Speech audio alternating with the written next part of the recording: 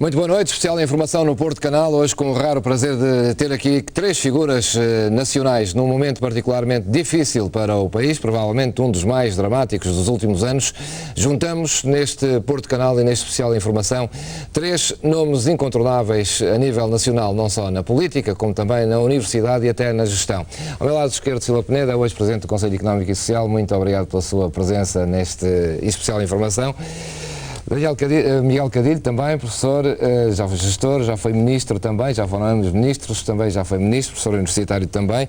Acaba de lançar ontem este livro, O Sobrepeso do Estado em Portugal. Vamos falar disto, porque há aqui muitos dos temas do livro têm a ver, afinal, com o país, ou quase todos os temas deste livro têm a ver com o país. E ao meu lado direito está o professor Daniel Bessa, também professor universitário, também já foi ministro, enfim. Três, se não me engano, e tenho quase a certeza disso, três homens formados na Universidade do Porto. Não é assim? Não sei se na mesma faculdade, foi? Sim, exatamente. Na Universidade, na Faculdade de Economia? Exatamente. Os três. Três que já foram ministros, são três reservas deste país, três figuras sempre ouvidas em Portugal e que se juntam esta noite aqui no Porto Canal. Boa noite, mais uma vez, muito obrigado, é uma honra recebê-los no Porto Canal. Também. E estamos num momento particularmente difícil, não podemos deixar de falar deste momento muito difícil que o país atravessa e, sobretudo, esta grave crise económica. Doutor Miguel Cadilho, isto vai nos conduzir onde, se é possível fazer uma previsão? Não é possível fazer previsão. Acho que nós estamos no momento, talvez o pior momento desde que estamos em democracia. Desde o 25 de Abril acha que é o pior momento? Desde 25 de Abril houve uma explicação histórica. Sim, claro. Houve a ruptura histórica, houve a ruptura de regime e as pessoas compreendiam que havia um momento extremamente especial e difícil e havia outros instrumentos de política, havia outra soberania que hoje não há. Isto hoje é inexplicável. Isto hoje é incompreensível olhando à responsabilidade das pessoas e dos partidos, não é assim? E das instituições. Ainda por cima, estando nós, como estamos, dependentes dos credores externos. Portanto, este momento é, além de inexplicável, a meu ver, o mais difícil desde que estamos, como dizia há pouco, em democracia. Acha que os portugueses têm noção do momento que atravessamos? Acho que sim. Acho que os portugueses têm a noção. Os políticos não sei se terão. Porque a classe política, eu tenho de reconhecer isto e custa-me muito dizê-lo, a classe política degradou-se muito do ponto de vista do sentido de Estado, da visão dos problemas, da assunção das responsabilidades, do sentido das consequências, da ética do exercício da política.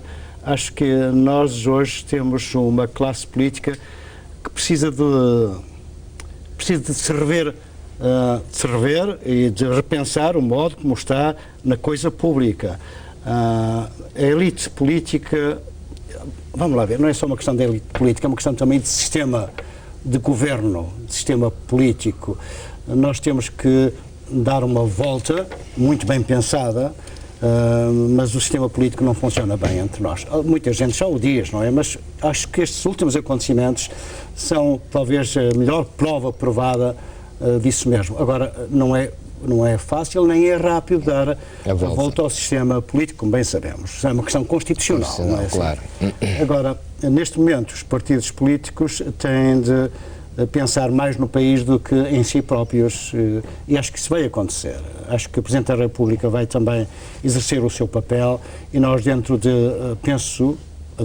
prevejo, dentro de dias vamos ter uma solução de compromisso que seja compaginável com os tempos troiquianos em que estamos, isto é, com a presença da Troika cá e com a importância que os credores externos têm perante nós.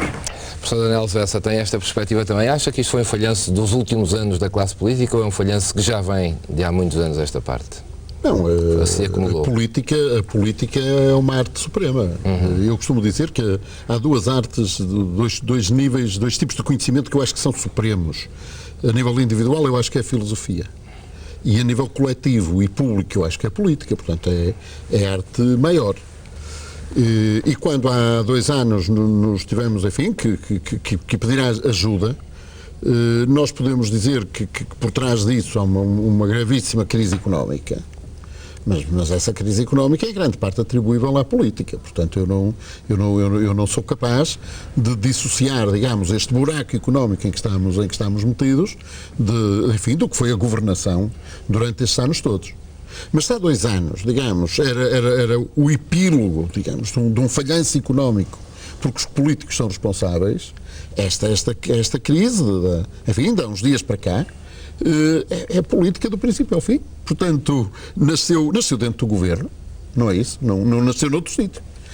Eu achei sempre que o Dr. Paulo Portas, tivemos várias discussões, eu e o Dr. Miguel Cadilho, e intervimos aí num programa, publicamente, os dois, achei sempre que o Dr. Paulo Portas era o árbitro da questão de saber se um dia haveria ou não eleições antecipadas. Achei sempre que era uma questão que ele saberia, o Dr. Paulo Portas saberia. Um árbitro jogador ao mesmo tempo. Sim, está bem. Mas é como é. A arbitragem, as duas coisas. Sim, mas essa coisa, o PS, por exemplo, que queria eleições antecipadas, eu acho que tinha que falar com não sei se falou lá em Bilderberg com o Dr. Paulo Portas, porque ele é que podia resolver essa questão. Agora, o que eu nunca pensei é que isto acabasse desta forma, com este espetáculo deplorável que tem que ver com classe política. Hoje alguém telefonava, muita gente telefona, pede opinião sobre isto, sobre aquilo, sobre enfim, o colapso do mercado de ações, a subida das taxas de juros. Estas pessoas deviam saber, não é? Isto era previsível, isto era previsível. Ou não saberiam. Bem, mas como falharam tantas previsões, se calhar não contavam com. Mas as previsões são um exercício, mas isto era evidente do risco. Isto é uma coisa de ciência certa. Não passa pela cabeça de ninguém com o mínimo de senso que depois de um espetáculo. Porque não é. Porque eu acho que se o Dr. Pedro Passos Coelho e o Dr. Paulo Portas tivessem ido a Belém dizer ao Presidente da República que se entenderam e que era melhor convocar umas eleições, ou nomear um governo novo sem o CDS que apoiaria apenas no Parlamento, sem este espetáculo, eu ainda talvez percebesse. Agora, esta coisa é inacreditável. E, portanto, eles sabiam do prejuízo que está a ser... É inacreditável e inqualificável, sim, não é? Claro. E sabiam, ou não saberiam? Claro, sem dúvida. Dr. Silva Peneda tem esta opinião também? Ontem diziam os seus colegas que eu estou habituado a opinar sobre aquilo que percebo. Isto não percebo. E quando não percebo, de facto, tenho muita dificuldade, e aliás é patente aqui os meus colegas, de opinar. De facto, é incompreensível toda. E ainda não sabemos os detalhes, como é que tudo isto precipitou. Agora, eu já tinha dito há uns meses atrás que o pior que podia acontecer ao país, perante as dificuldades que estamos, era ter uma crise política com esta dimensão. Porque todos nós que estamos aqui à volta da mesa sabíamos o que é que imediatamente ia acontecer. E está a acontecer. E, portanto, o mal está feito. Mesmo que haja agora uma solução, enfim, que eu não sei como é que pode ser cozinhado, o mal está feito e, portanto, eu não sei como é que vamos conseguir agora, de uma forma rápida, fazer com que as taxas de juros da nossa dívida venham outra vez para aí abaixo e o mercado de capitais, enfim, como é que está, como é que isto pode... Estamos a falar de confiança. Pode chamar a isto uma tragédia grega? Não sei, é uma tragédia, é portuguesa. Quando falo grega, estamos a caminhar para uma Grécia também. O Dr. Cadilho falava, enfim, de todas as condicionantes globais que estão por trás disto tudo, e a verdade é porque o Daniel se falava do exercício de poder político como arte suprema. Realmente, o fascinante da política é nós sentimos que podemos influenciar o futuro das próximas gerações e temos acesso a instrumentos e políticas que vamos influenciar e depois nós com as melhores intenções para que as nossas gerações tenham uma vida melhor que a nossa. Isso é a parte fascinante da política. Mas hoje fazer política é muito complicado, porque vivemos num clima de desconfiança generalizada nos políticos, nas instituições, nos mercados. Uma falta de transparência grande, há uma opacidade muito grande e não podemos esquecer como é que esta crise nasceu. Isto nasceu por falta de atuação do sistema político em cima do sistema financeiro. O sistema financeiro desvirtuou a sua ação, o sistema financeiro, em vez de fazer aquilo que devia ser a sua obrigação, que era financiar a economia, começou a envolver-se em venda de risco altamente perigoso e quem falhou não foi os mercados, quem falhou foi o poder político que não soube controlar, regular, tudo é que começou por aí. É evidente que os Estados depois funcionaram como uma espécie de companhias de seguros, e para financiar e os pobres cidadãos são os últimos que aparecem e depois pensa que o problema de equidade são os que mais sofrem, que acabam por suportar mais o fardo. E o que eu antevejo agora é que, independentemente da solução política, vamos ter um futuro mais complicado, provavelmente com mais austeridade, e portanto os que mais sofrem vão continuar a sofrer mais. E isso é que é a angústia destes momentos e desta tragédia. Já passamos 2 anos, eu usava aquela expressão que tínhamos o risco de podermos ter ajustamento, todo ajustamento tem dor, mas podíamos estar no risco de ter um ajustamento com dor, mas sem ajustamento, e está-se a verificar, e é muito difícil explicar ao cidadão comum como é que fez estes sacrifícios todos de balde. É isso que estamos nesta situação. O Dr. Cadilho referiu que ainda tem esperança, eu também tinha esperança, que possa encontrar-se uma solução rapidamente, no sentido de devolver credibilidade de quem dirige a política e o governo. Não sei se será possível.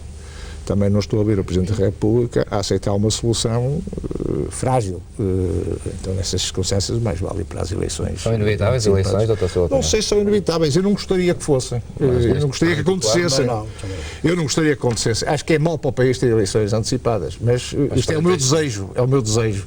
Não sei se haverá condições para evitar que elas venham a ser realizadas. Dr. Cadilho, eleições são inevitáveis perante este cenário em que vivemos?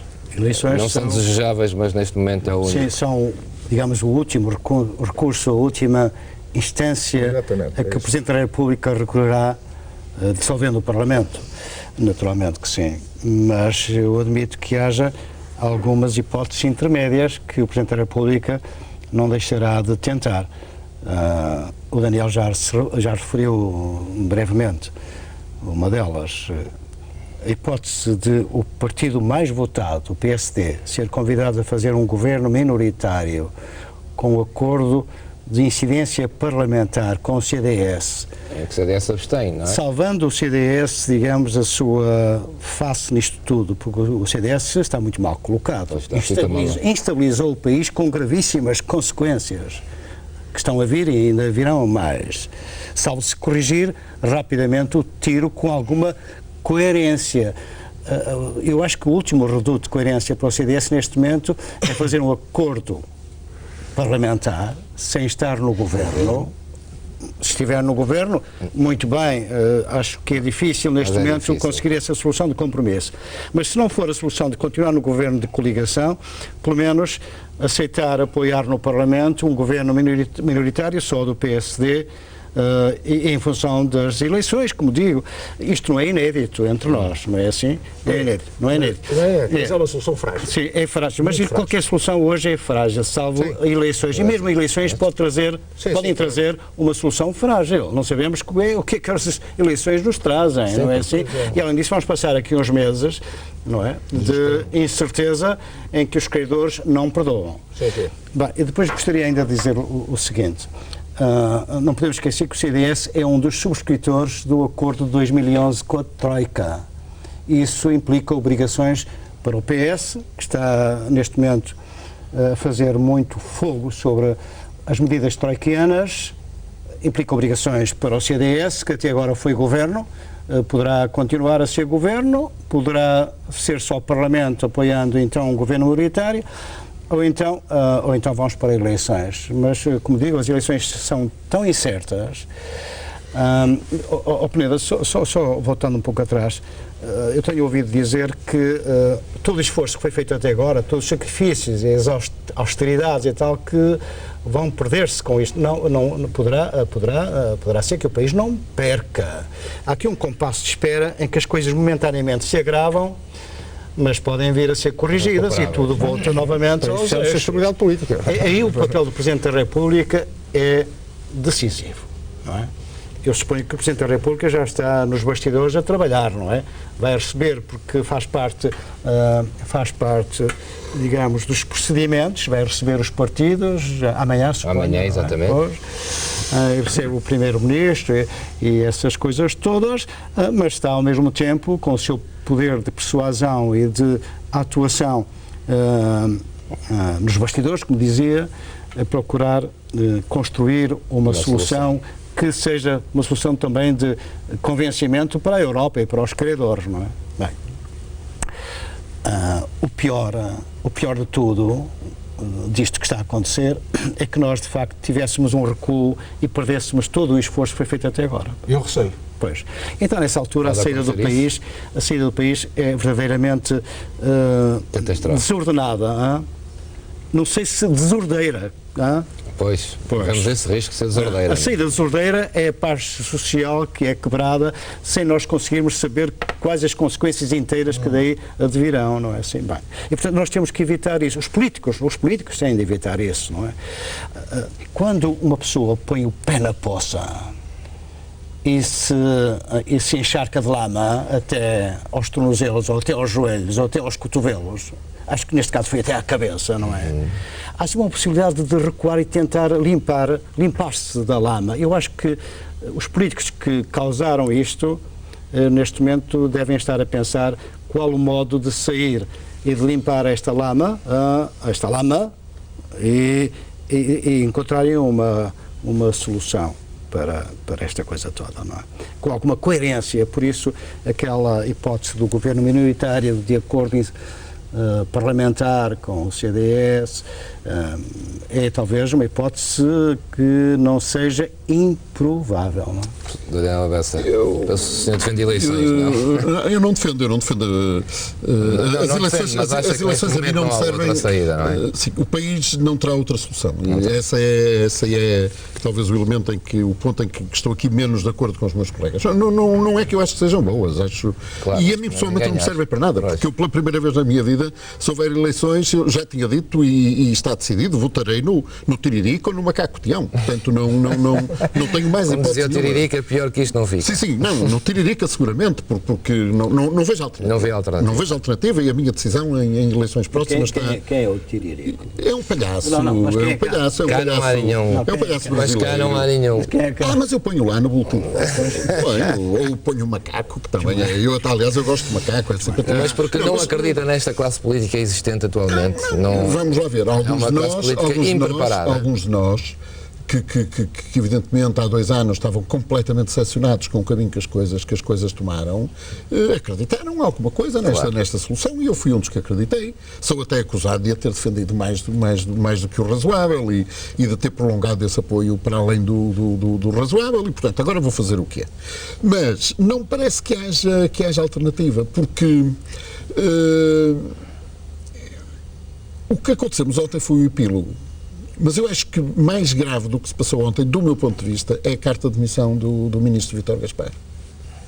Porque eu acho que a carta de demissão do ministro Vítor Gaspar é demolidora para o que foi o funcionamento do governo nos últimos meses. Aliás, eu tenho emitido a opinião de que o governo deixou de andar para a frente já há bastante tempo, começou a andar para o lado. E, portanto, em grandes dificuldades para cumprir a reforma do Estado, não se fez nada. Em matéria de reformas estruturais fez-se pouquíssimo. A consolidação orçamental terá chegado a meio, mas parou, seguramente parou. E eu acho que a carta de demissão do Ministro das Finanças é um documento que eu acho muito bem feito, muito bem pensado. E que deixam fragilidades enormes na forma como o governo funciona ou não funciona. E que eu acho que ferem o Primeiro-Ministro. De que forma? Porque quando alguém diz que eu sou Ministro das Finanças de um governo que finalmente não governa e não me deixa governar, e onde não há coesão, bem, eu acho que... Mas acha que o Ministro... Não estou a falar de uma responsabilidade subjetiva. Todos nós andamos numa escola onde aprendemos bem a distinguir entre responsabilidade subjetiva e objetiva. Portanto, o Primeiro-Ministro pode ser a mais encantadora das criaturas. Sai muito mal daquela carta do seu Ministro das Finanças. Mas acha que o Ministro Vítor Gaspar, depois dos sucessivos falhanços que teve, de previsões que fez, de desta política folhetiva, também tinha margem, ou ainda tem crédito para uma carta destas ter essa força? Eu acho que os falhanços, as previsões acontecem. No caso dele, foram sucessivas, e depois ele parecia um bocado vaidoso, não é? E muito afirmativo, muito assertivo, parecia o dono do mundo, e realmente quando é assim, os falhanços, são devem custar mais. Então, devem custar uma dimensão maior. Assumem uma dimensão maior. Mas eu acho que pior do que os falhanços, do meu ponto de vista, eu devo dizer, os falhanços foram a surpresa na carta. Eu não estava à espera daquela modalidade, ainda por cima vinda de quem veio, portanto não estava à espera. E achei, foi a surpresa maior. Mas o elemento não o mais surpreendente, mas o mais grave é a descrição que é feita de um governo que realmente não governava. Dr. Silva Peneda. Bom, nestas coisas, quando correm mal, é evidente que à medida que sobe a pirâmide da escala hierárquica, a cúpula é que tem a maior parte da responsabilidade. Exatamente. E, portanto, é isso a verdade. Mas estava a esperar ontem que Passos Coelho na declaração, por exemplo, o país inteiro achava que aquela declaração ia ser para se demitir. Acabou por ser precisamente o contrário. Também tinha essa ideia, que a declaração que ia fazer ontem... Não, do que eu conheço a personalidade do Primeiro-Ministro, é um homem muito teimoso. Aliás, isso se entronca numa das, quanto a mim, das debilidades do governo. Sabe que a forma moderna de governar, tudo aponta para que a legitimidade política e de voto é fundamental. Mas hoje as sociedades são cada vez mais complexas. Claro. E, portanto, o poder político tem que ter a arte e o engenho de saber relacionar-se com outros centros de poder.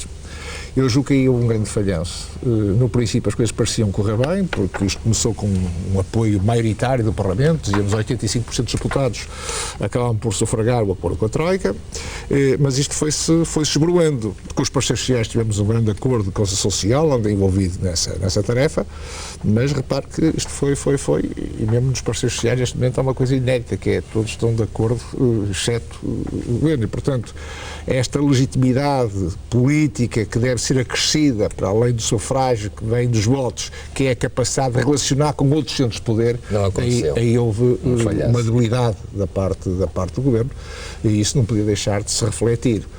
É evidente que nestas questões temos aqui um problema de liderança, não podemos deixar de afastar essa realidade. Há aqui uma questão de liderança, porque essa carta que o Ministro das Finanças acaba por escrever não pode deixar de ser lida como sendo um sinal de que faltou aqui apoios e liderança em momentos decisivos, quando ele fala no fecho da 7ª negociação e todas aquelas hesitações que houve, e portanto há aqui, mesmo da parte dos colegas do Primeiro-Ministro, há um sublinhado acerca dessa questão. Não me surpreendeu a declaração de ontem, porque o Primeiro-Ministro está empenhado em tentar minorar os estragos que está a causar, e portanto é capaz de ter a esperança de encontrar uma solução. Vocês falaram no nome, eu não acredito. Tenho algumas dificuldades em perceber que o Presidente da República possa aceitar um governo minoritário, com apoio parlamentar. Acho que é uma solução muito frágil. E o país não pode estar com soluções frágeis neste momento. Eu também não tenho a saída. Mas tenho dito que, e o livro de Miguel Cadilho fala muito nisso, qualquer solução hoje para o nosso país passa pela nossa capacidade de convencimento junto das instâncias europeias do que é necessário fazer. E isso só pode ser feito com um executivo muito forte e com uma grande capacidade. Primeiro é perceber o que é que quer, fazer uma proposta onde aqui está uma boa base de trabalho nesse sentido, a proposta de Miguel Cadilho, no sentido de modificar aquilo que são regras atuais em termos da União Europeia. Eu costumo dizer que temos que entrar no tempo da grande política, porque a pequena política é governar com as regras estabelecidas. A grande política é alterar as regras estabelecidas. E nós precisamos dessa grande política. E essa grande política só pode ser executada através de um executivo com grande peso, com grande apoio junto dos agentes económicos e sociais, e que tenha sempre de força para chegar a Bruxelas, e com mais berro ou menos berro, mas com uma grande convicção e com uma articulação muito forte acerca do caminho que é preciso percorrer, e nenhum acredito, então, porque o Miguel Cadilho também diz no livro, que não é em 2 anos, não é em programas de 2 anos que se resolve isto. As dificuldades e os problemas estruturais da nossa economia são tal monta que precisa de um programa a muito, muito longo prazo, uma década é o mínimo que é necessário. Isso precisa de uma visão de médio prazo. Onde é que temos condições para ter uma visão de médio prazo, para além de uma legislatura? Isto compromete todos, não é só o partido que ganha as eleições. Temos de ter uma visão de médio prazo. Depois, segundo, temos de ter estabilidade nas políticas, não podemos andar aos zigue-zagues. E terceiro, temos de ter a força suficiente para chegar com um pacote muito bem arrumado e explicar, junto dos nossos parceiros comunitários, que o caminho tem que ser este. Sem estas condições, eu julgo que é muito difícil Portugal sair da situação atual. E portanto, eu queria que qualquer solução me serve, desde que haja, primeiro, uma clara visão de médio prazo. E temos muito a fazer aqui, com os parceiros sociais, por exemplo, dou aqui título de coisas pequenas, o Daniel Alves já falei com ele sobre isso, Hoje podemos baixar para o nível setorial e apontar determinado tipo de apostas que mobilizem os setores, a atividade económica. Falamos no setor do calçado. Um repto, por exemplo. Porque é que o setor do calçado não há de ser líder mundial dentro de 5 ou 6 anos? Estão dispostos a aceitar esse repto? O segundo lugar já chegou, não é? Exatamente, agora vamos para o primeiro. O que é preciso fazer? O que é que o Estado tem que fazer? O que é que os sindicatos se comprometem a fazer? O que é que as empresas se comprometem também a dar? E é da conjugação destes esforços pode. Outro exemplo, o setor da saúde. Porque é que Portugal não há de ser um setor altamente competitivo a tratar problemas de saúde de pacientes que vêm do estrangeiro e podemos ter... Para essa grande política e essa visão... Outro exemplo, a engenharia. Nós temos a melhor engenharia e de arquitetura, prémios Nobel nessa área. Porque é que nós não podemos ter know-how para aqui em Portugal concorrermos às melhores obras do mundo? Esse objetivo. Acho que é que galvaniza as pessoas. Ora, isto tem que ser feito através da interação. As pessoas têm que se entusiasmar com uma ideia, com um projeto. É como no desporto. Só é campeão quem quer. Mas tem que acreditar que é campeão e que vai lá. Ora, nós precisamos ter visões de médio prazo e comprometam os agentes económicos e sociais. Ora, isto só pode ser feito com um governo e com um poder político que seja muito forte, que tenha uma capacidade de crença e que leva à Cata Garcia. A questão de que se põe, Dr. Silva Peneda, é que provavelmente essa grande política hoje é possível ser feita com a atual classe política que dizem não estar preparada para o fazer, sabendo que, por exemplo, temos aqui 3 nomes que já estão afastados, como vocês, muitos outros que estão afastados dos atos de governação e que poderiam desempenhar esse papel, mas já não querem. E, portanto, para haver essa visão, para haver essa grande política, tem que ser executada por grandes políticos. É possível, ainda agora o professor Daniel Bessa dizia que vai votar em branco. De facto, o país inteiro está neste dilema. Vai votar em quem? Eu costumo dizer não que acreditam na classe política, como é que se pode fazer uma grande política? As instituições nascem e também morrem. E morrem normalmente quando se fecham sobre si mesmos e deixam de ser úteis ao coletivo. Claro. E os dirigentes dos nossos partidos políticos têm que pensar seriamente neste assunto. Porque temos que se já criar um divórcio muito grande. Este sentimento que o Daniel Bessa diz e que eu percebo perfeitamente. Que é o sentimento do país inteiro, claro. Os senhores têm que pensar seriamente o que é que estão a fazer e como é que vão inverter a situação no sentido de serem úteis ao país e não serem úteis apenas aos seus próprios aparelhos. Aí é que está a questão fundamental. Portanto, é uma questão também de sobrevivência para eles. E se eles pensarem em termos de médio prazo, de como é que se podem consolidar, julgo que há aí muita reflexão a fazer e muita mudança a operar nos aparelhos partidários. Esse é um papel que o Presidente da República pode fazer e uma das críticas que tem sido feita é que o Presidente da República tem tido um papel muito pouco ativo. Ele também advoga para ele, pouca margem de manobra que tem. Dr. Silva Peneda e Dr. Cadilho foram ministro do professor Cavaco Silva. Acham que ele tem perfil para ser Presidente da República? Uma vez que o conhecem muito bem. Ou tem e não pode fazer mais do que o que fez? Eu vai desculpar-me, não vou responder essa pergunta. Ou acha pelo menos que podia ter feito mais do que o que fez? A pergunta não é claro, de modo nenhum deselegante, mas a minha resposta poderia ser ou poderia não ser. Eu acho que não responde a essa questão. Mas acha que o Presidente da República, seja Cavaco Silva ou outro, não poderia fazer nada nestas circunstâncias? Mais do que pode fazer do ponto de vista da persuasão. Pode fazer mais ou menos, depende, enfim, do seu modo de ser e de exercer as funções. E o professor Cavaco Silva é diferente do Dr. Mário Soares. O Dr. Mário Soares é uma pessoa muito mais aberta e que mexe muito, não há dúvida. Acho que o Pomar o retratou muito bem, porque é um homem em movimento, não é assim? Exato. O Cavaco Silva não é um homem em movimento. É um homem seguro, um homem que estuda as coisas, não é verdade? E decide, como Primeiro-Ministro decidiria bem, e é essa objetriz que nós podemos traçar de toda a história dos 10 anos em que ele esteve lá. Há sempre um erro aqui, um erro acolá, há sempre uma decisão menos feliz, mas globalmente ele foi um bom Primeiro-Ministro. As funções de Presidente da República são perfeitamente distintas. Não é? E do ponto de vista das suas atribuições, do conteúdo das suas atribuições que a lei define, o Presidente da República está muito limitado no nosso sistema político. Por isso há pouco falava que talvez precisemos de redefinir o sistema político em Portugal, que é uma coisa demorada. Esta crise não se resolve agora com a mudança do sistema político, porque a mudança não vem a tempo, é evidente. Bem, portanto, o sistema político é este, neste momento, e temos uma crise gravíssima para tratar.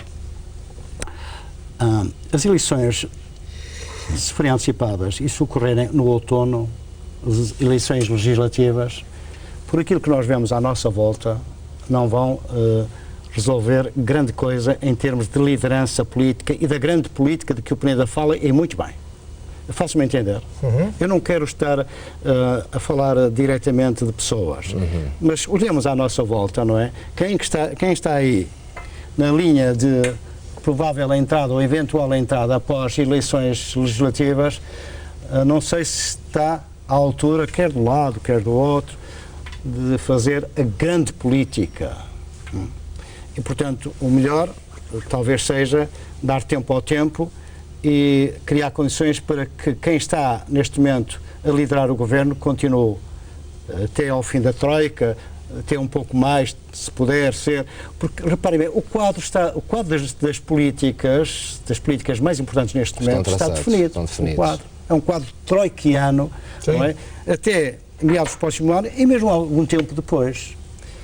Mas para as grandes políticas de que o Peneda fala e que eu de algum modo também falo no livro, nós precisamos de um outro golpe de asa, não há dúvida.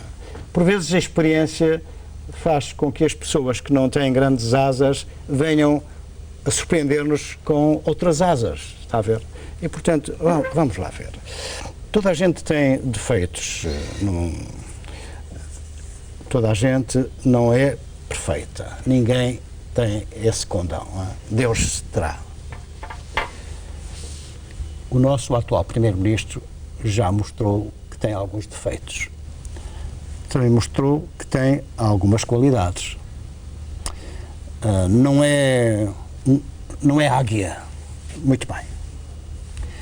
Governar em coligação é muito difícil em qualquer circunstância. Muito mais difícil na circunstância atual, que é de grande austeridade e sacrifícios, e, atenção, mais difícil é tendo como parceiro de coligação quem é. O governo está com uma coligação em que o partido mais pequeno é liderado por uma pessoa instável e cujo caráter me deixa dúvidas. Pronto, eu vou tão longe quanto isto. O senhor tem razões de queixa dele nos seus tempos de ministro. Pois, muito bem. Mas agora também acho que há aqui provas provadas. O interesse do país é este e os atos do líder do pequeno partido da coligação estão abaixo do interesse do país. Estão de costas viradas contra o interesse do país. O país foi subalternizado ontem com a decisão do líder do CDS de sair do governo. O país não contou. Isto é imperdoável, a meu ver, como cidadão, é imperdoável. Bom, portanto, ser Primeiro-Ministro nestas circunstâncias de país e de parceiro de coligação, meus caros, não é desejável um amigo, não é? Estar a governar dois países. Está bem? Bom, e na carta do Ministro das Finanças, Vítor Gaspar, há lá, de facto, várias lamentações. Uma delas é sobre a coligação. E nas entrelinhas é sobre o parceiro da coligação. Atenção. É assim que eu a li. Sim, não só. Pronto. E quando fala da coesão, tem a ver com o funcionamento da coligação. Bom, o Primeiro-Ministro pode ter mando mais forte, pulso, não sei que mais, mas há cedências aqui, há cedências acolá, e quando as cedências começam, depois às tantas abre-se precedente para outras. Bom, eu quero com isto dizer só o seguinte: o ótimo é inimigo do bom. E o bom é inimigo do suficiente. Nós, neste momento, precisamos de um suficiente para manter alguma estabilidade política no país, até que possamos passar além dos tempos troiquianos. Porque a Troika continua a mandar muito e, portanto, o que nós temos é de mostrar às instituições internacionais que cumprimos, continuamos a cumprir e que agora precisamos é de condições mais compreensivas para a nossa situação. É disso que fala o livro, também já no sei. livro. Já dei aqui. E, portanto, se nós temos agora aqui uma crise de governo, uma crise política, e se demoramos meses a tentar resolver com eleições antecipadas, e as eleições antecipadas não trazem nada de novo, em termos de capacidade e de competência governativas, nós estamos a dar um péssimo sinal às instituições europeias e internacionais. Daniel Garcia Silva Peneda, queriam dizer qualquer coisa também? Uma pergunta aos dois. Sim, fiz sobre o Presidente da República, exatamente. Também vou pedir a opinião ao professor Daniel Garcia. Eu costumo dizer que falo do que sei, e dos contrastes entre o Presidente da República, ele tem o seu estilo, que é discreto, mas, por exemplo, daquilo que passou por mim e dos meus contactos, quando foi as questões relativas à Constituição Social, o papel da Presidente da República foi inexcedível. Não tem parangonas, mas eu acompanhei de perto, a ponto de ele dizer que ele sabia tanto do conteúdo do acordo das propostas de uns e outros como eu. Mas não acha que isso é um erro de comunicação? O país continua a achar que o Presidente da República devia ser mais interventivo e não tem essa ideia. Lembro perfeitamente que, a meio do percurso, eu estava um pouco desanimado lá com uma série de incidências e ele tem-me dito que a questão mais importante para o país é conseguirmos fazer este acordo. Isto é prioritário, isto é fundamental. E a sua atuação prática, em concreto, no terreno, eu sei com quem ele falou, com quem telefonou, com quem... as diligências que fez, se ele não as tivesse feito, não tínhamos acordo. Cá está. Este testemunho é importantíssimo. O país não tem este registro. Era o que eu estava a dizer, o país não faz ideia disto. Não, mas é que se ele fizesse em termos públicos, se calhar não havia acordo. Pois. Tá bem, portanto, uma das condições para haver foi a sua atuação. E, portanto, eu falo daquilo que sei. Agora, extrapolando para aquilo que eu não sei, admito que a sua atuação se é feita nesta base. Tem uma ideia do que é o interesse nacional, tem a ideia do seu papel, mas, ao contrário de outros, que punham a boca no trombone, que anunciam, a atuação dele é diferente. E, portanto, eu faço esta apelação para assuntos que eu não domino, daquilo que eu domino e que fui eu um dos protagonistas naquela, e continua a ser, em vários pontos, como vou falando, é a disponibilidade do Presidente da República é total, no sentido de limar as arestas com os parceiros sociais, total. E o empenho, até mais do que empenho, é muitas vezes arranjar, olha, quando foi agora da taxa social, daquele problema que foi com... Não, das indemnizações. Que houve ali um problema. Os sindicatos que eram muito furiosos, o João Proença teve uma atitude que é o que o caracteriza, que ao fim de 24 horas ele já estava a propor uma solução, combinámos falar com o Presidente da República e o Presidente da República foi um dos construtores da solução que acabou por ser encontrada, mas se obrigou a telefonar. O FMI já tinha aprovado isto no board. É muito difícil mudar uma decisão em que o board da FMI já tinha aprovado. E isso foi modificado. E o empenho do Presidente da República nunca teria sido modificado e isso havia uma crise política aí nessa altura muito grande, porque os sindicatos nessa altura para eles era uma solução insustentável. E construiu-se uma solução. A equipa da Segurança Social, chama de Secretário de Estado Marco António Costa, teve um papel exemplar na forma que conduziu depois todo o processo para criar uma solução técnica para a resolução do problema, mas o papel do Presidente da República também foi decidir isso. Isto não apareceu nos jornais, não apareceu, mas à altura também, eu acho que devo dizer isto, porque sem o papel do Presidente da República e a forma como ele conduziu o processo e até como sugeriu determinado tipo de modificações e depois já os telefonemas que fez para instâncias internacionais, foi ele que os fez, o problema não tinha sido desbloqueado. Professor Daniel Bessa, também queria intervir. Eu julgo que o próximo momento fundador vai ser a negociação de um segundo memorando com o FMI. O FMI, não sei se com o FMI, mas seguramente com a Comissão Europeia e com o Banco Central Europeu. E isso provavelmente antes das eleições. Porque se repararmos, o primeiro memorando foi negociado antes.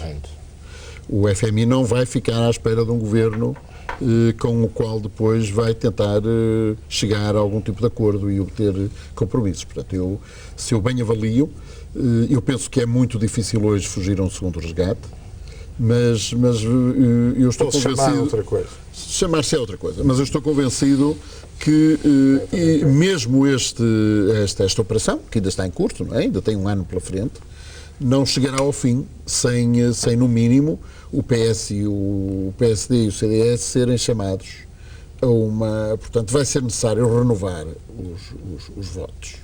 Vai ser necessário... E o Bloco e o PC só puseram-se à margem. Aliás, estou muito expectante em ver o que é que o Bloco vai fazer, porque o Francisco Louçã não foi a jogo, recusou-se até a falar, não digo que subscrevesse o memorando, mas recusou-se até a falar com a Troika e depois parece-me ter havido alguma autocrítica, em relação a isso. Dividiu muito o Bloco na altura até. Pois, portanto, eu estou convencido.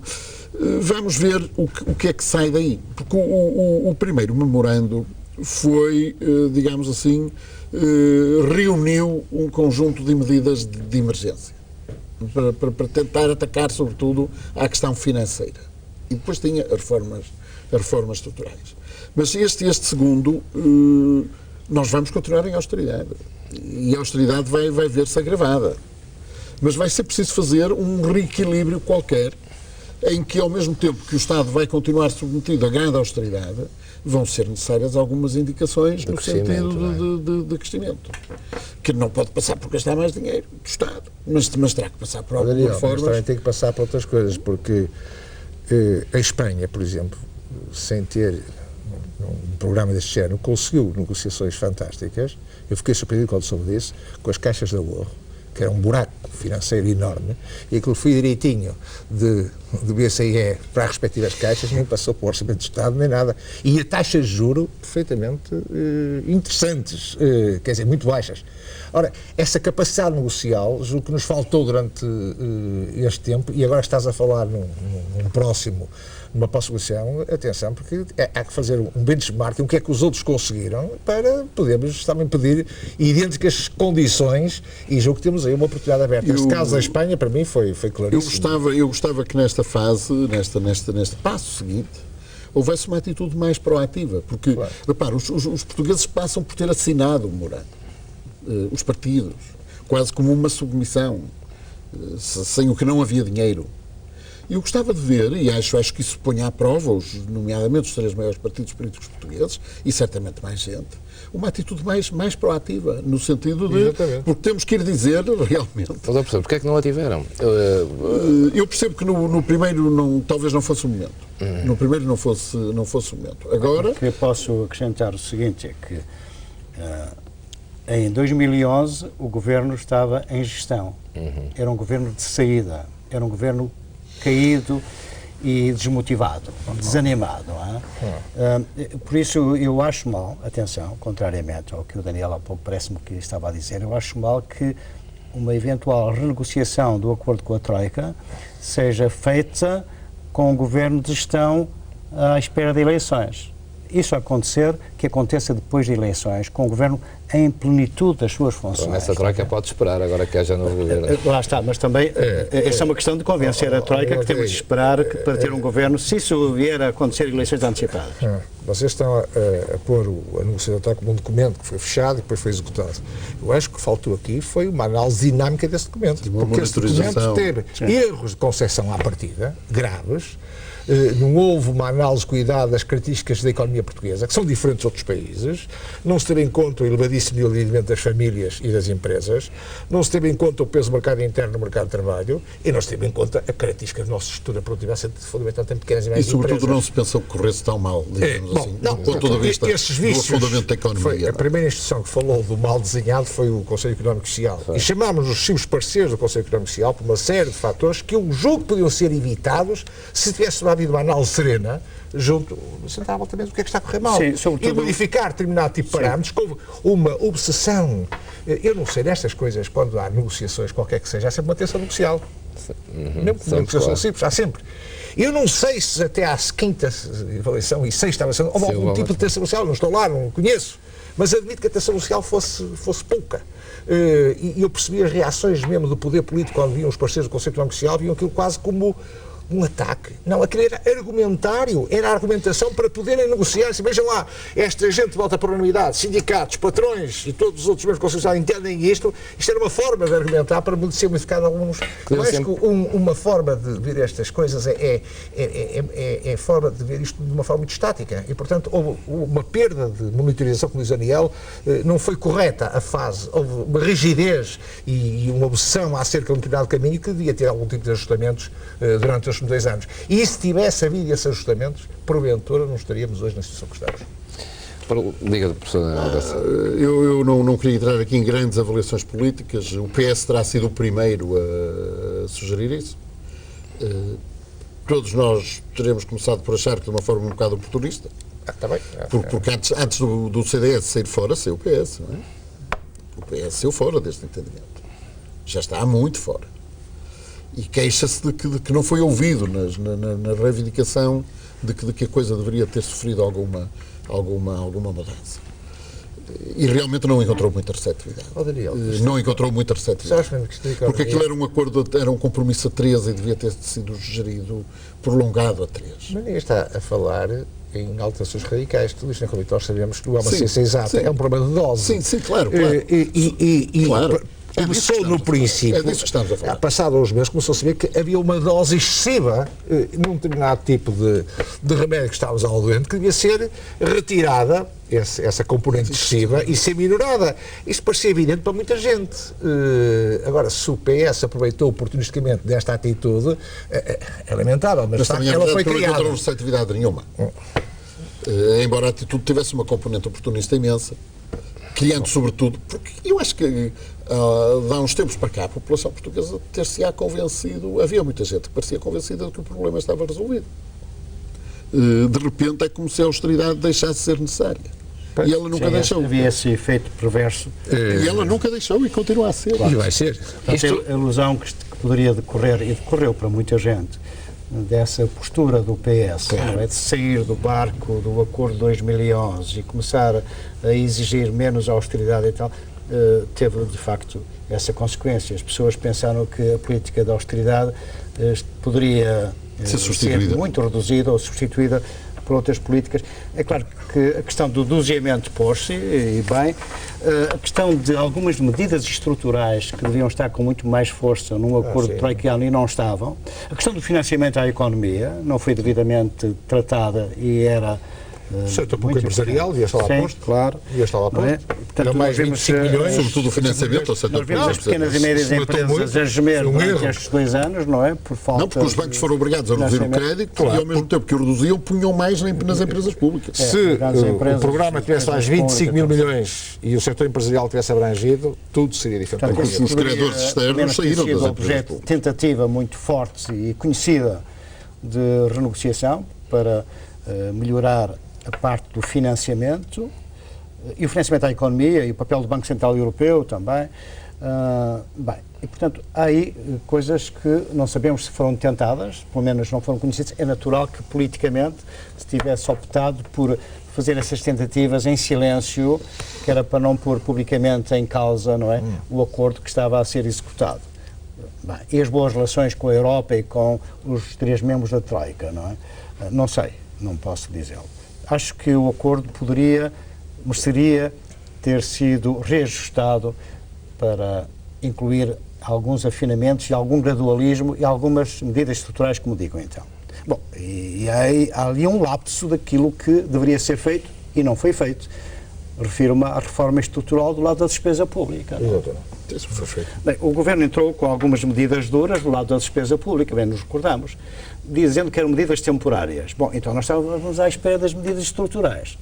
É provável, não sei, que o Governo estivesse a pensar o seguinte: entramos com estes cortes de despesa pública, dizemos que são temporários, depois valem por mais um ano, depois por mais um ano, e depois vamos ver se temos condições para as tornar estruturais, dizendo ao país que em vez destas medidas não temos muitas outras para fazermos cortes estruturais. E, portanto, o conjuntural passava a estrutural. Não sei se era essa a estratégia do Governo. A verdade é que o Tribunal Constitucional veio mandar parar essa coisa, não é assim? Os grandes cortes de despesa pública, cortes não estruturais, mas que poderão evoluir para estruturais, foram chumbados pelo Tribunal Constitucional. O resto são cortes relativamente mais pequenos. Por exemplo, na saúde, há cortes que, se forem respeitados a seguir, no futuro, serão cortes estruturais. Não é? Na política do medicamento, na política de despesas dos hospitais, etc. Não é assim? Mas não encontro cortes deste género que possam ser considerados estruturais ou paraestruturais em outros Mas deixa-me setores. dizer uma coisa às propostas. O utilizador pagador é uma grande reforma estrutural. É, claro. Falo muito... Depois tu falas muito aqui, por isso sim. E não se avançou nada. Um bocadinho da saúde. Continua, muito pouco. Sim. Essa é uma falácia, essa coisa de que os ricos já pagam IRS e por conta disso depois tudo o resto vai ser gratuito. Tu denuncias isso muito claramente. Muito claramente. Eu digo que a progressividade do IRS é uma medida, é um instrumento de política redistributiva. Não deve ser... a progressividade não deve ser entendida como um substituto ou um sucedâneo do princípio utilizador-pagador. O utilizador-pagador é assim: quem pode paga, quem não pode não paga. Isto é que é equidade, não é verdade? E é sustentabilidade também, porque nós vemos, erradamente, o Governo, ao longo dos anos, os governos, portanto, estar a estabelecer muitas despesas sociais gratuitamente para o utilizador. Outras despesas nem sequer sociais, por exemplo, nas autoestradas não eram despesas sociais e tivemos aí autoestradas gratuitas ou quase gratuitas, não é verdade? Exatamente. Mas na saúde, na educação e tal.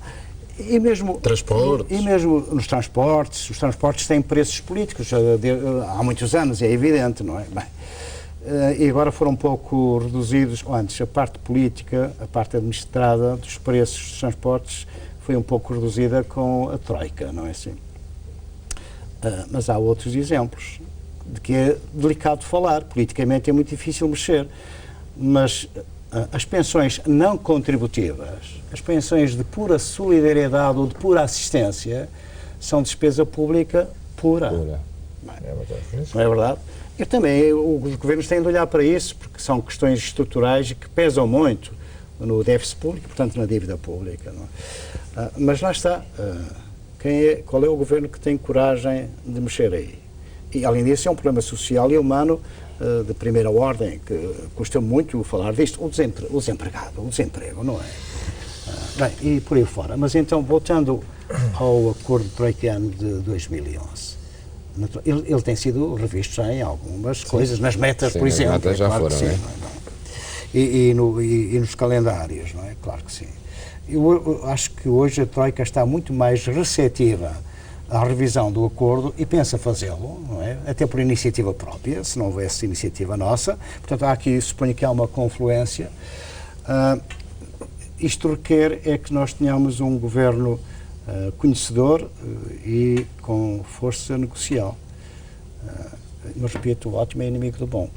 E se me perguntarem qual é a probabilidade se houver eleições antecipadas, qual é a probabilidade de termos um governo forte? Não é nenhuma neste momento. As sondagens não apontam para nenhum partido com maioria absoluta. Isso conduz para um sítio igual ao da Grécia, talvez, não? Bom, e portanto, se a probabilidade subjetiva nossa é assim, dessa ordem, a minha também é assim. Quer dizer, ontem o PSD e o CDS deram uma ajuda para que haja uma maioria absoluta. Eu acho que deram. Eu acho que deram. Mesmo que isso aconteça, eu acho pouco provável, atenção, porque haverá muita pessoa decepcionada com o tal voto do não sei quantos, não é? Voto de desenho um macaco e não sei mais do que o Daniel Bessa falava. São votos que depois não contam para... Sim, são, mas não sei de onde é que eles saem, não é? O voto seria, na verdade, se não fosse isso, seria onde? No PSD, no CDS, no PS...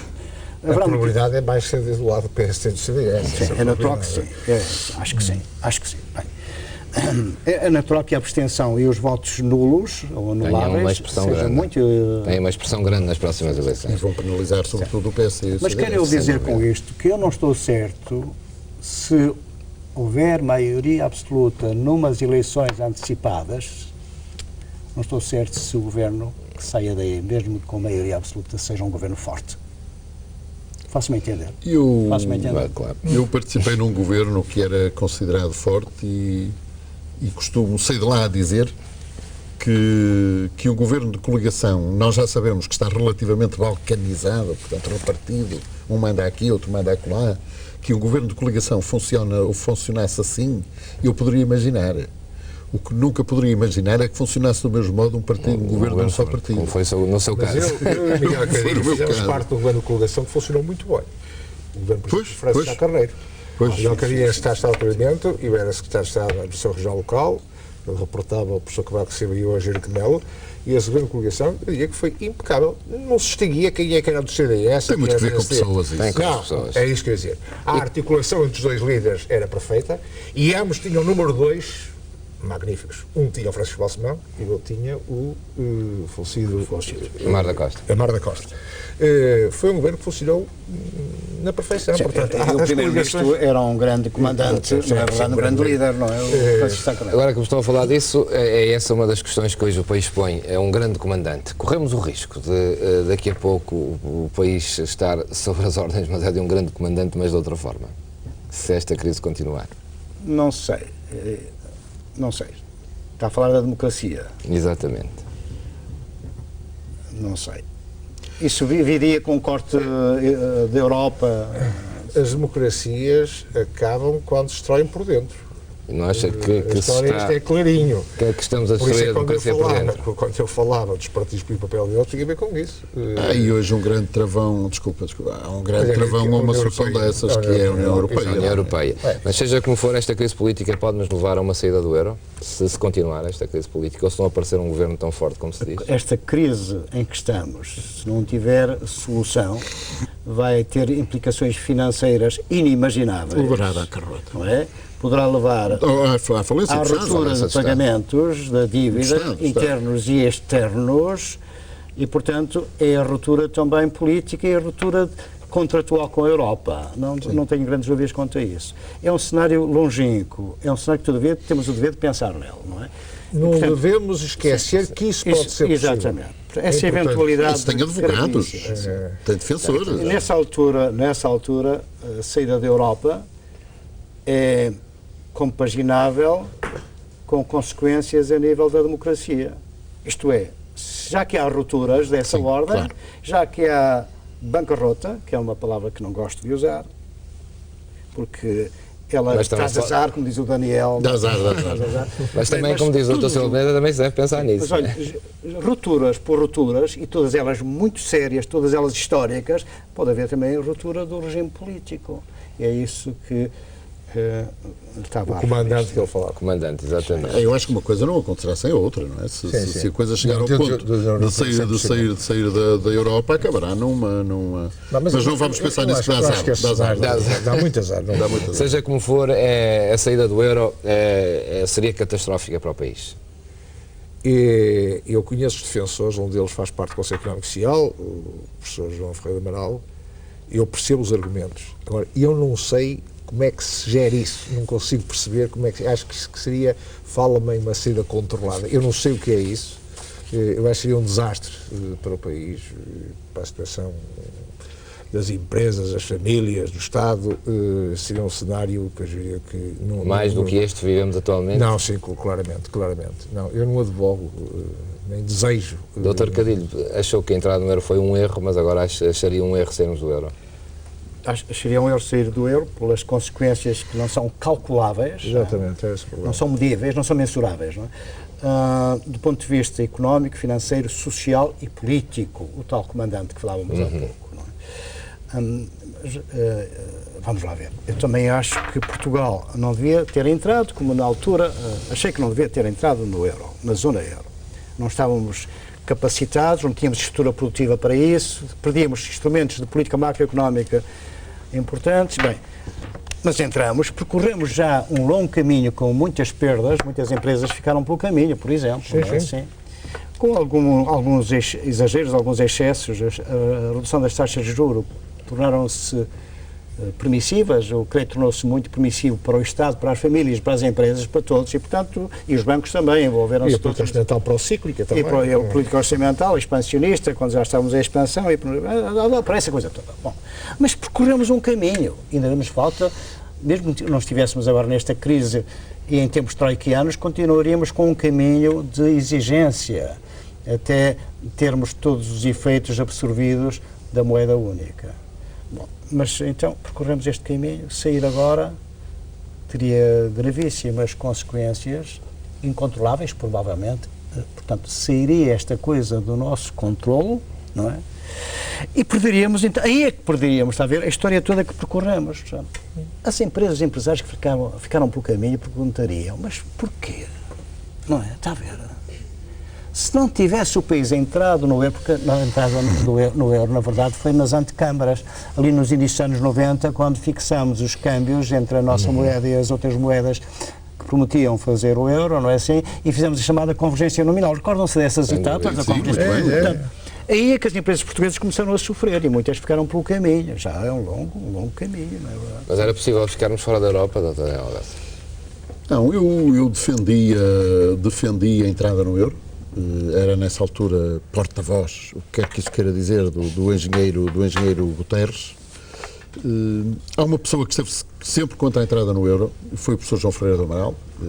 Tive grandes discussões, porque também estava dentro do PS, tinha, enfim, parecia ter uma certa responsabilidade para falar pelo partido, dizia que era a favor, o professor João Ferreira do Amaral era contra, e isso um dia foi resolvido e enfim, o professor João Ferreira do Amaral passou a falar sozinho. Passou a falar menos. Agora, eu em relação à saída do euro, que tem defensores que eu respeito e que são pessoas honestas. Enfim, se há pessoa que eu considero honesta no meu país é o professor João Ferreira do Amaral, portanto, gostava de dizer isto. Sim, e as outras não. Não, mas eu acho que ele é uma pessoa honesta. Sim, claro. Não sou capaz de apontar, não sou capaz de apontar nada. indiscutível. E estou completamente em desacordo com ele nesta matéria. Porque eu acho que eles não dizem algumas coisas. Em primeiro lugar, falam numa saída ordeira, que eu não sei o que isso é, uma saída ordeira. Sugerem que os depositantes dos bancos podem continuar com as suas contas em euros. Se os bancos mantivessem os depósitos em euros, teriam que manter os créditos sobre as empresas em euros. Faziam-nas falir todas. Em dias. Portanto, não é verdade que seja possível sair do euro e manter os ativos em euros. As pessoas vão perder de uma vez só 20, 30, não sei, 40%. Nos seus ativos bancários, no dinheiro que têm, porque senão as empresas faliriam todas na mesma hora. Os salários vão descer, não tanto como isso, porque, enfim, há aí uma subida abrupta de tudo o que é importado. Os taxistas agora andam muito contentes porque há aí um táxi, não vou dizer a marca para não fazer a publicidade, que já se pode comprar por 10 mil euros, digamos assim. Isso subirá de uma forma abrupta, digamos, tudo o que é importado subirá de uma forma abrupta e a maioria do consumo das pessoas, o investimento das empresas é feito com bens e equipamentos importados e, portanto, haverá aí uma perda considerável de poder de compra. E depois há, isso não é posto claramente. Eu até digo que a saída do euro pode dar mais emprego. Dará certamente mais emprego. Mas, para quem diz que não gosta de emprego mal pago e de um regresso e de mão de obra barata, a saída do euro é o regresso à mão de obra barata. Mas para... Deixa-me só dizer mais uma coisa. E depois, há bocado eu dizia que as pequenas empresas portuguesas, sobretudo as pequenas, que estão viradas para o mercado interno, endividadas junto do sistema bancário, não poderiam manter os seus passivos em euros. E grandes empresas portuguesas, com grande exposição internacional, cujo passivo está hoje em euros. Como é que essas empresas vão conseguir solver os seus compromissos, mantendo os seus passivos numa moeda de repente tornada, enfim, muito mais forte que a moeda que usam internamente nas suas transações? Ou seja, portanto, estamos prisioneiros. E não há uma saída do euro controlada e sem dor. Isto está a ficar pesado. E eu diria o seguinte, para que este cenário seja afastado, disse há um bocado, só com uma grande volta nas nossas relações com a União Europeia, daí a frase do Daniel Alves, sempre mais proativos. E a proposta que está neste livro de Miguel Cadinha tem muito a ver com isso. O grande problema que temos é a dívida pública.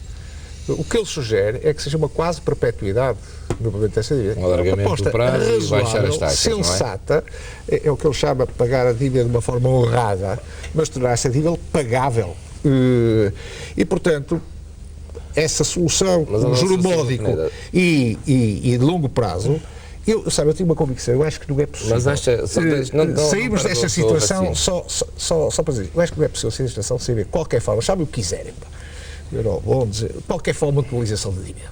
Sair de qualquer forma, eu não vejo de facto saída. E, portanto, eu vou sempre à mesma questão. Eu acho que mais esforço que façamos, por mais criatividade que temos, sem conseguirmos modificar um conjunto de orientações a nível de Bruxelas, eu acho que nós não temos possibilidade, não temos instrumentos possíveis. Mas, Dr. fala de que temos de mudar as nossas relações com a União Europeia, ou será o contrário? A União Europeia não terá ela que ter um aspecto mais solidário com estes países? Como ontem disse na apresentação do livro de Alcadilho, eu acho que nós temos que apresentar uma proposta, mas não é, também como ele diz, não é piedade, não é? Não é uma estendida. É demonstrar razões. E tal como eu digo, e já aprendi com a União Europeia que as propostas, quando são apresentadas, dizendo que isto é para eu ser beneficiado, é um erro. Nós temos de apresentar as propostas como sendo boas para o conjunto, para a União Europeia no seu conjunto. E o que Miguel Cadinho propõe aqui é bom para a União Europeia no seu conjunto.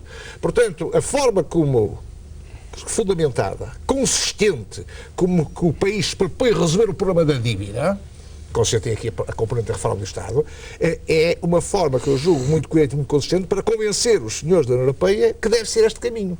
Agora, tal como está neste momento, eu julgo que não há solução, é muito difícil, por mais engenhoso que seja um governo, mas é uma barreira que condiciona tudo. E de uma forma que eu não vejo que haja ali capacidade de manobra para nos embaraçarmos daquela barreira. Este livro tem o mérito de, acho que é de leitura obrigatória para quem pensa na reforma do Estado. Conselho que aqui nem tudo é consensual, claro. Tem coisas polémicas, com certeza, e quem conhece o perfil do Miguel Carrilho sabe que ele gosta das coisas polémicas, mas ele também tem uma qualidade, é quando ele antevê que é polémica, põe logo uma série de argumentos esmagadores. Eu acho que é mais corajoso que polémico, tem piada. Sim, também, estou de acordo. Corajoso é. Tem que ser tem coisas que envolvem muita coragem. Tais como por exemplo, o imposto sobre património. O imposto único sobre património. Onde eu acho faz todo sentido. A vendedor também, faz todo sentido. Os portugueses não podem ir pedir aos europeus, enfim, propor aos europeus.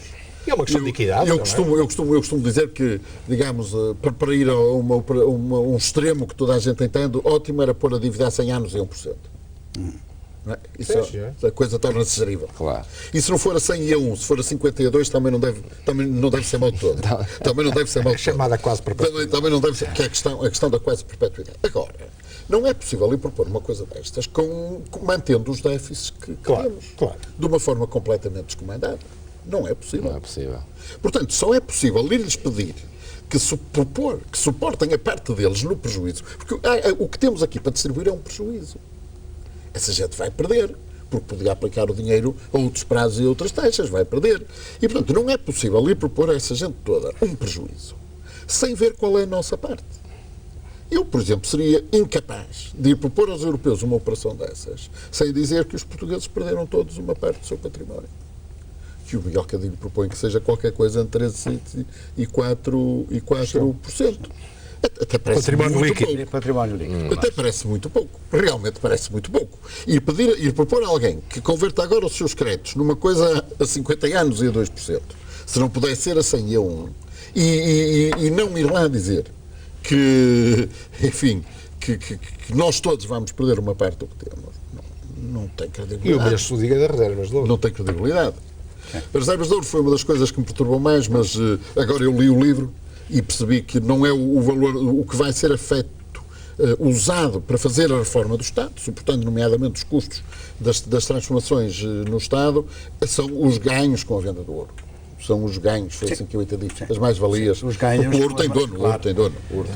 O ouro tem dono, mas o dono último é a República.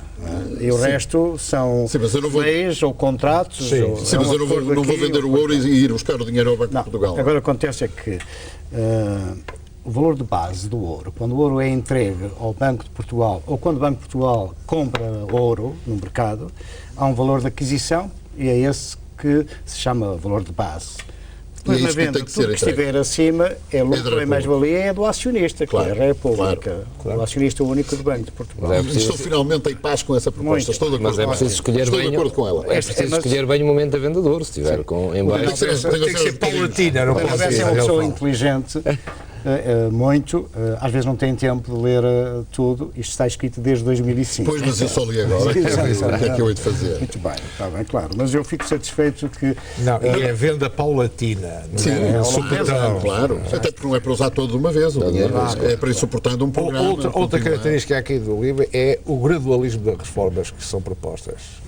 Nada disto é para fazer de supetão ou de forma abrupta, tudo aqui há uma sustentabilidade. Eu julgo que uma das características do Miguel Carrilho é que eu vejo nele uma preocupação da execuibilidade das medidas. Portanto, não é só propor as medidas, é assegurar que há condições efetivas de elas se concretizarem no terreno. E uma dessas condições que ele aponta várias, mas uma delas é o gradualismo. A segunda é a concertação, o explicar, o envolver toda a gente na lógica da solução. Mas com coragem. Eu valorizo a coragem. Não, ele fala... Toca nos militares, que é um grande tabu.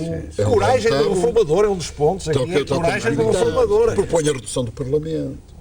O reformador tem que ter coragem, porque as reformas... Mas pedirem-me a mim 3, 4, 5, não sei quantos % do meu património e continuar a manter os militares e o Parlamento como estão, Começa a ser difícil. Por isso é que esta Toda a gente tem que proposta é perder. global. Eu estou aqui a fazer propaganda ao Ali, livro. exatamente. Mas ao Mas é global. Esta é uma segunda edição de um livro que lançou em 2005, onde já fazia estes avisos que depois vieram a verificar. O que aconteceu é que, apesar dos avisos, o Dr. Cadilho tinha, provavelmente o Dr. Silva Peneda, o Daniel Bessa já estavam a prever que se a lógica fosse de governação do país fosse esta, íamos para o abismo. A verdade é que ninguém fez nada. Ou seja, para estas medidas é preciso também uma alteração, não pode ser gradual, tem que ser abrupta do sistema partidário e do sistema de governação, porque nós continuamos a governar para eleições. Acha que foi isso que ao longo destes anos aconteceu no país? É que os governos governaram para eleições e esqueceram-se desta visão estratégica a longo prazo? Os governos não tiveram, de facto, a visão de médio prazo, a visão estratégica de que o Peneda falava há pouco.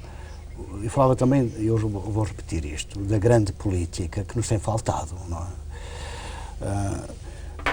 O que aconteceu depois de 2005, da primeira edição, é que o governo Sócrates, não é? Continuou a fazer despesa pública, continuou a fazer grandes projetos de despesa pública, continuou a somar déficit à dívida pública, fez dívida para pública desorçamentando, isto é, retirando do orçamento do Estado grandes projetos de despesa pública de que fez as parcerias público-privadas, não é assim?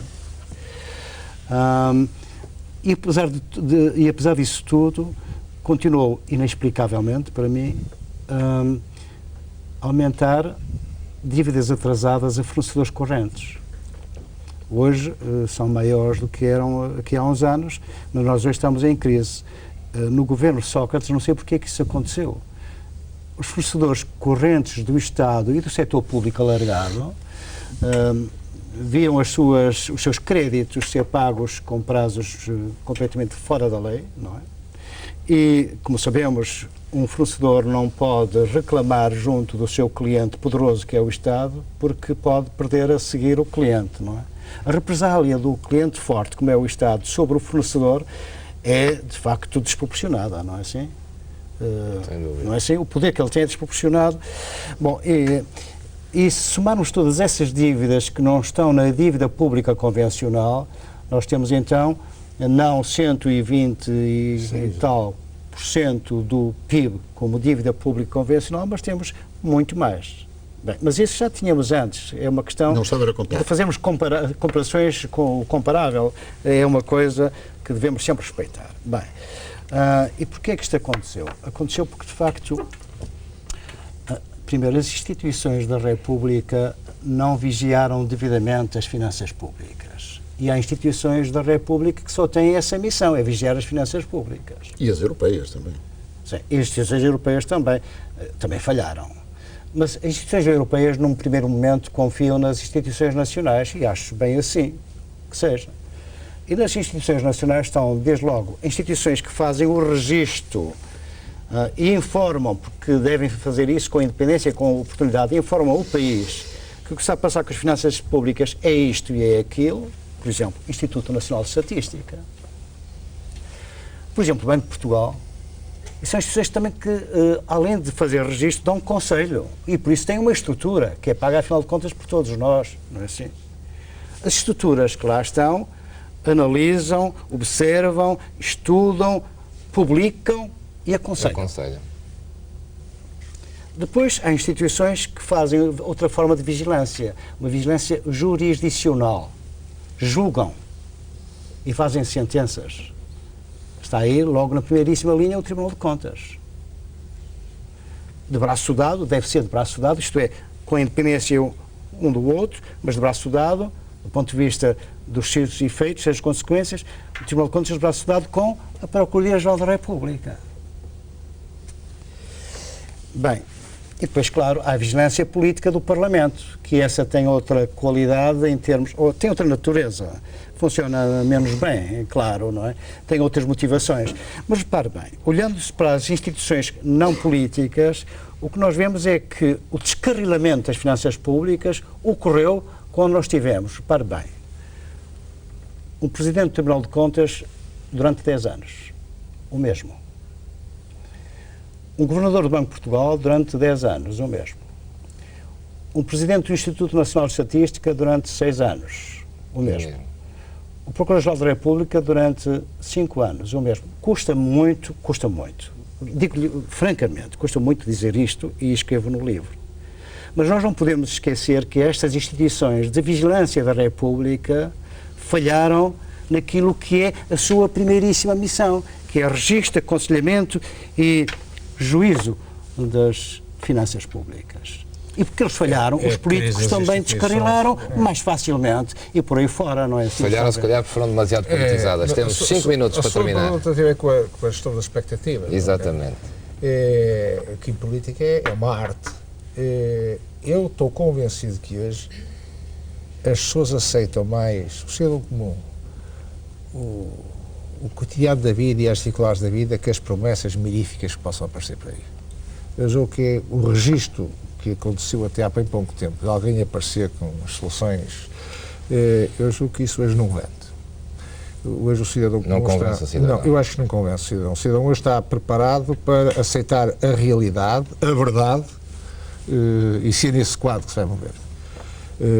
Vamos ver o que vai acontecer nas próximas campanhas eleitorais, mas eu estou convencido que hoje as promessas miríficas de que tudo vai ser resolvido e o emprego vai ser criado e o crescimento económico vai aparecer, eu acho que isto descredibiliza quem faça esse tipo de afirmações.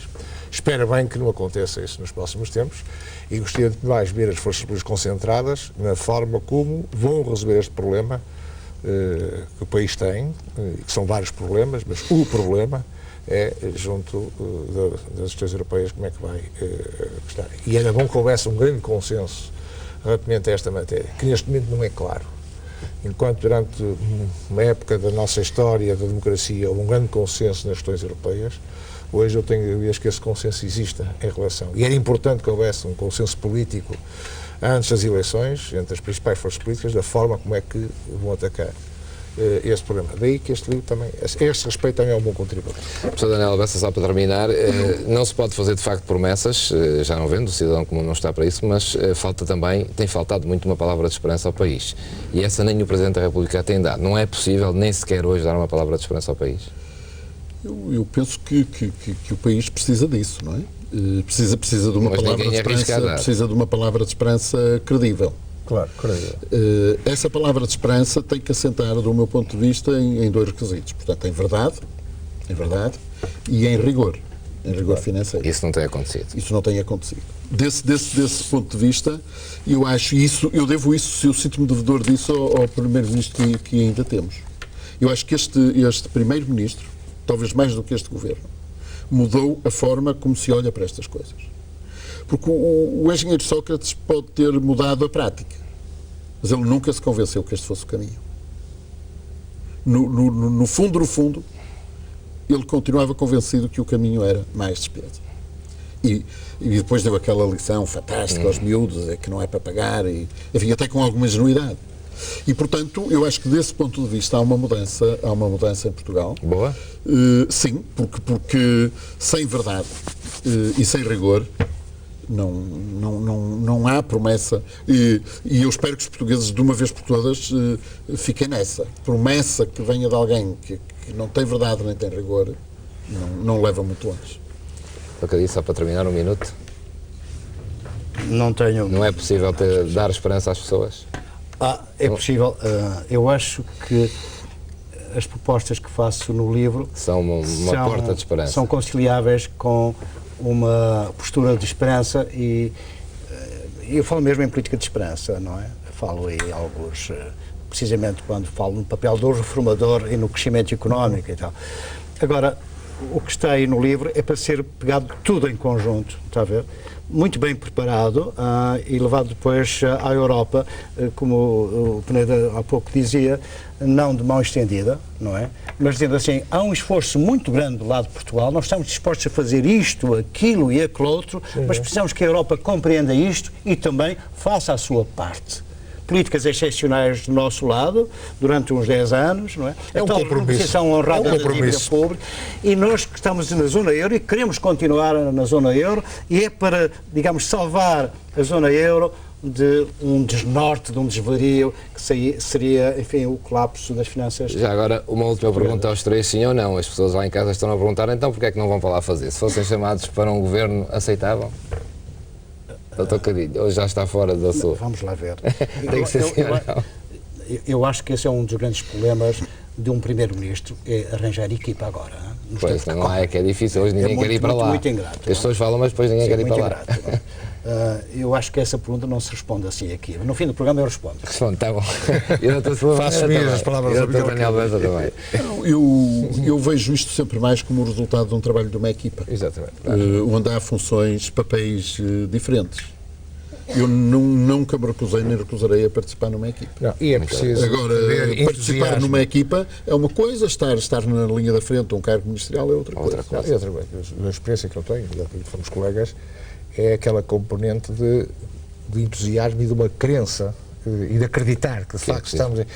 As experiências que eu tive foram muito positivas nesse aspecto, porque havia de facto uma interiorização de que de facto estamos aqui a modificar e a contribuir para a melhoria do país, e o acreditar de facto é uma condição e um pressuposto fundamental. Mas eu queria vos comprometer então para outra coisa. Vai ser uma semana de grandes acontecimentos no país. Eu gostava muito de voltar a ter os três na próxima quarta-feira aqui, fazemos a balança desta semana. Ficam comprometidos, depois logo vemos se podem ou não, mas vamos resolver isso de certeza. Muito obrigado. Não para ministros, mas pelo menos para aceitarem estar aqui. Não, mais devagar. Mas falamos disso no fim do programa. Muito obrigado, professor Daniel Cadilho. Obrigado. Foi uma honra, muito Daniel Bessa, foi uma honra muito grande tê-los no Porto Canal. Estamos a fazer televisão. Muito boa noite, fica aqui o Especial Informação.